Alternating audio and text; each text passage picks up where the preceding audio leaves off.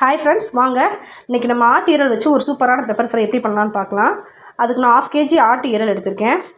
அதனால் இது மாதிரி வாஷ் பண்ணி எடுத்து வச்சுக்கோங்க. மஞ்சள் பொடி கூட போட்டு வாஷ் பண்ணி எடுத்து வச்சுக்கோங்க. இப்போ அடுப்பை பற்ற வச்சு குக்கரை வச்சுக்கலாம்.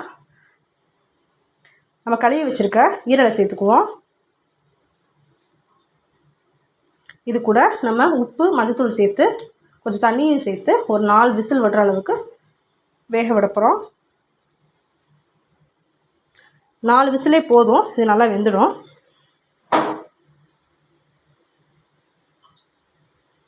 இது உடம்புக்கு ரொம்ப நல்லது. ஹெச்பி லெவலை இன்க்ரீஸ் பண்ணும்.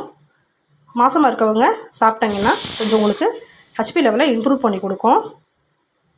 இப்போ ஒரு கடாயில் தேங்காய் எண்ணெய் சேர்த்துக்கோங்க. இதுக்கு தேங்காய் எண்ணெய் சேர்த்தா ரொம்ப டேஸ்ட்டாக இருக்கும்.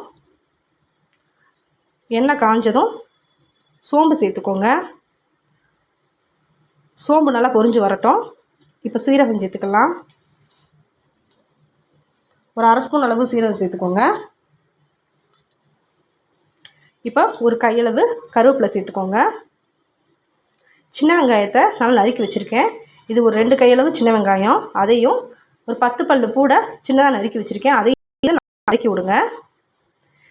இப்போ நம்ம கொஞ்சம் மஞ்சள் தூள் சேர்த்துக்கலாம். நல்லா வதங்கணும். வெங்காயம் நல்லா வதங்கி வந்துருச்சு. இப்போ நம்ம வேக வச்சுருக்க ஈரல் இதோடு சேர்த்துக்குவோம். இதில் நம்ம ஏற்கனவே உப்பு சேர்த்துருக்கோம், அதனால் பார்த்துட்டு சேர்த்துக்கோங்க. எனக்கு இதுவே போதுமானதாக இருந்துச்சு, அதனால் நான் விட்டுட்டேன். ஒரு 2 ஸ்பூன் அளவு கரம் மசாலா சேர்த்துக்கோங்க. நீங்கள் கரம் மசாலா இல்லைன்னா ஏதோ மட்டன் மசாலா எது வந்தாலும் நீங்கள் சேர்த்துக்கலாம். கொஞ்சம்